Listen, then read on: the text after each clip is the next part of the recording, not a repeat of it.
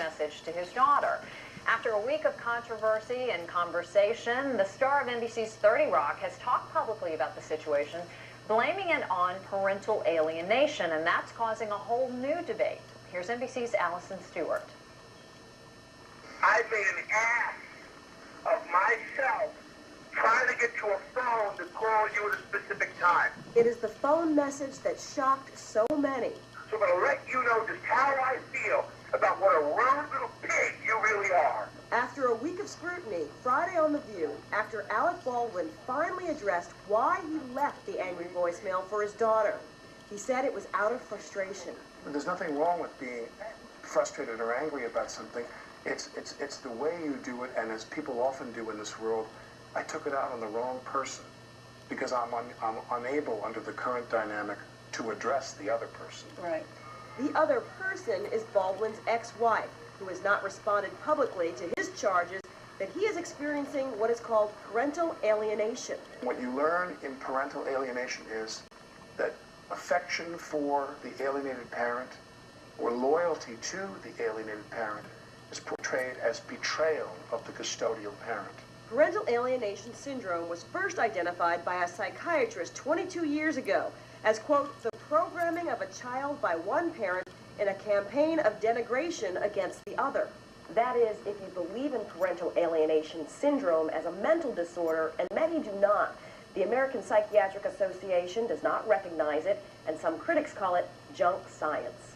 Matrimonial attorney Jacqueline Barnett has seen it firsthand in custody battles. I absolutely believe parental alienation exists when people are going through a divorce. It brings out their least favorable qualities.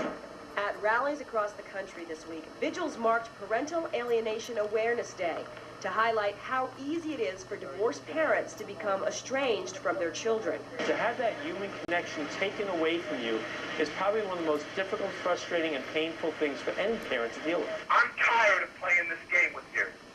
I'm leaving this message with you to tell you, you have insulted me for the last time. But when it comes to custody, an adult who wants the best for a child often shows the worst in themselves. For today, Allison Stewart, NBC News. Joining us with more now is Dr. Dale Atkins, a psychologist and the author of the book Sanity Savers. And it's good to see you, Dale. Welcome back. Nice to be back. First of all, do you buy it? You heard Allison just say that there's some people believe it's junk science, this syndrome, parental alienation I think that we don't need to talk about the syndrome itself. I think we need to talk about the behavior of what happens when parents alienate one another and they alienate the children from their parent, because children really need both parents. And the issue is, if you're involved in a divorce dispute and a custody battle, which is really when this heats up, as was made clear in the piece, the worst of you comes out, but what happens is the person who suffers the most is the child, and the child then doesn't really know what to do and who to be loyal to. Well, why do parents do it in the first place? I mean, is it just to lash out at your ex? Well, it is to lash out at your ex, but it's a very important and very complicated question, which is why it's very hard to kind of pigeonhole this. People do it because they feel betrayed, because they feel confused, because they feel unbelievably angry.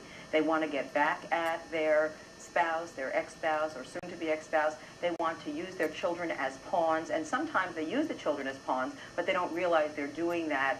That's not, well, today I'm going to wake up and use my child as a pawn, but that's what they end up doing, and they feel that this is the only way they can get back at their spouse. And sometimes they lie about what happened or what they think should happen, and the kids are always caught in the middle, always. Well, let me play a little bit of what, Sure. a little bit more of what Alec Baldwin said when he apologized yesterday on The View. Obviously, calling your child a pig or anything else is improper and inappropriate, and I apologize to my daughter for that.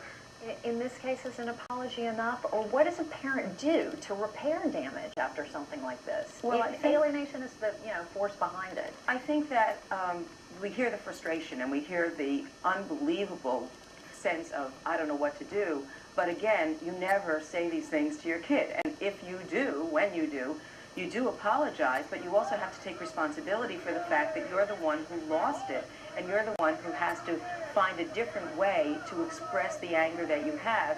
And I think what's important is that since all kids need both parents, that you find a way to work to be with your kid through the court system, which is not at all ready for this, you know, for how to deal with kids who are alienated from their parents and parents who feel alienated from their children, with people who are trained, reunification counselors, who are trained to work with families and really have family therapists who understand what it is to have a parent make it their mission to alienate another parent from that parent's child. And that, unfortunately, is the source of a lot of frustration because the court system, the process, moves so slowly. Well, it moves slowly, Campbell, but it also doesn't necessarily understand what is involved with the pain and the anger and the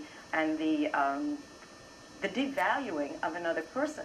So you have a child who may be left at like 8 years old and then for many years isn't seeing the parent and wonders, well, this parent probably doesn't love me because they haven't gotten in touch with me.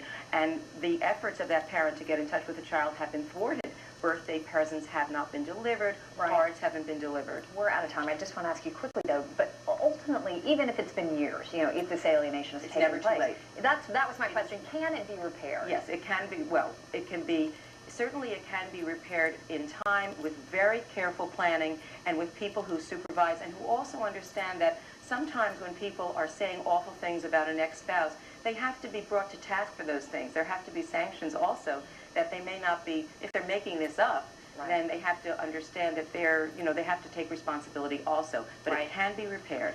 Dr. Dale Atkins, good to have you here. Nice Thank to see you you. again. And still to come on today,